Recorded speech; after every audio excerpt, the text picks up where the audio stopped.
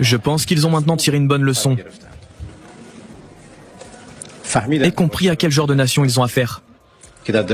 Une nation qui n'hésite pas à se défendre et qui est prête à poursuivre la guerre où qu'elle mène et à la mener aussi loin que nécessaire. Écoutez, moi, Magali, c'est ma conviction du jour. Je trouve que dans cette grande confrontation entre l'Iran, pour faire simple, et les États-Unis et Israël de l'autre côté, je trouve que, contre toute attente militairement, l'Iran est en train de remporter des victoires. Le ministre des Affaires étrangères iranien disait que Téhéran avait passé les 20 dernières années à étudier les guerres américaines et justement ça fait 20 ans qu'ils préparent en fait ce qui est en train de se passer aujourd'hui et ils ont mis au point un système qu'ils ont appelé le système de défense en mosaïque, un système complètement décentralisé. C'est une information que j'avais pas. Donc ce dispositif en mosaïque, c'est-à-dire la tête est morte, Téhéran n'est plus là, vous agissez militairement de façon autonome dans les régions, ça a été pensé. Ça a été réfléchi, ça a été pensé justement en tirant les leçons de ce qui s'était passé en Irak en 2003 et bien sûr aussi en Afghanistan. C'est ce qui explique aujourd'hui la résilience dont vous parliez des Iraniens. C'est-à-dire qu'ils ont prévu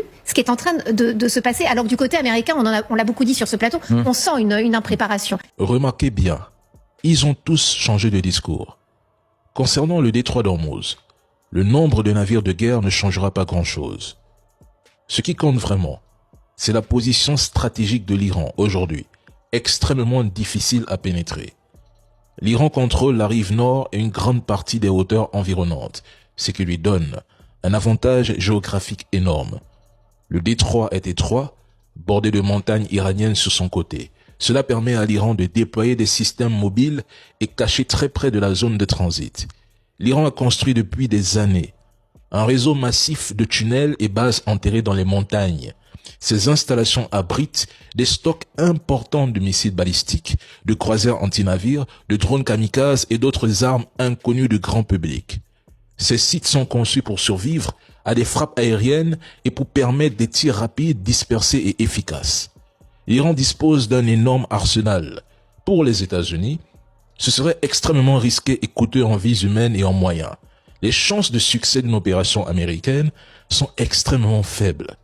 Cela fait plus de 35 ans que l'Iran développe et accumule des missiles, des drones de différents modèles. Plus de 35 ans. Et certains ne comprennent toujours pas ce que cela implique dans une guerre asymétrique.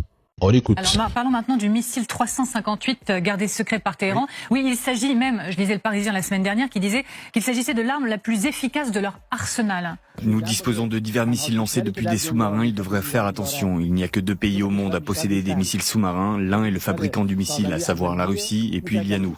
Ce missile a la capacité d'être tiré depuis un sous-marin jusqu'à la Terre. Il n'est pas seulement un missile sous-marin.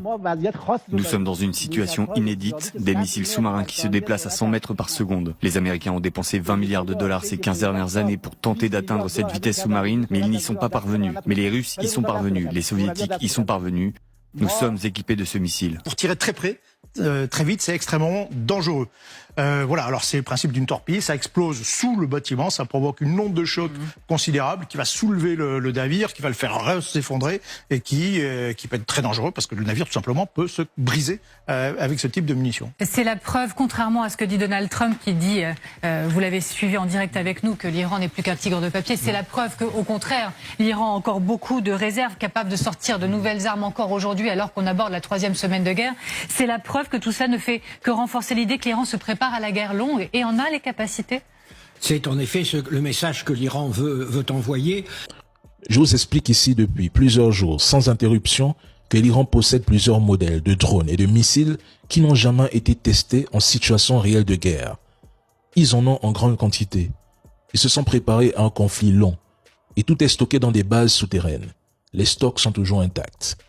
Quand Donald Trump affirme que l'Iran est un simple tigre de papier et qu'il a détruit 100% des capacités militaires iraniennes, 100%. Pourquoi positionne-t-il encore ses navires de guerre à Oman? Pourquoi hésite-t-il à traverser le détroit d'Ormuz? Pourquoi demande-t-il maintenant aux Européens et aux Asiatiques de venir sécuriser le passage avec lui, de l'aider? Lorsqu'il a décidé de déclencher sa guerre, à qui a-t-il demandé la permission? Personne. Il parle des intérêts européens, asiatiques dans la région. Mais qui détient des bases militaires, des entreprises, des radars, etc. dans la région? C'est Trump. Au même titre que les Européens et Asiatiques, lui-même a des intérêts colossaux dans la région. Je réitère, peu importe le nombre de bâtiments de guerre, Ouvrir le détroit par la force et en prendre le contrôle est impossible. L'Iran dispose encore d'une flotte d'au moins une vingtaine de sous-marins dont les positions exactes restent inconnues. Aucun sous-marin n'a été détruit. À cela s'ajoutent des navires équipés de missiles, une centaine de vedettes rapides également armées de missiles, ainsi que des drones et des missiles de différents types comme je l'ai annoncé. Dans un tel scénario, l'Iran pourrait recourir à tout un arsenal asymétrique. Des mines navales, des USV, véhicules de surface sans pilote, des UUV, véhicules sous-marins sans pilote, des UAV, véhicules aériens sans pilote, et des missiles anti-navires. L'Iran est préparé et réserve des surprises aux Américains et à l'entité.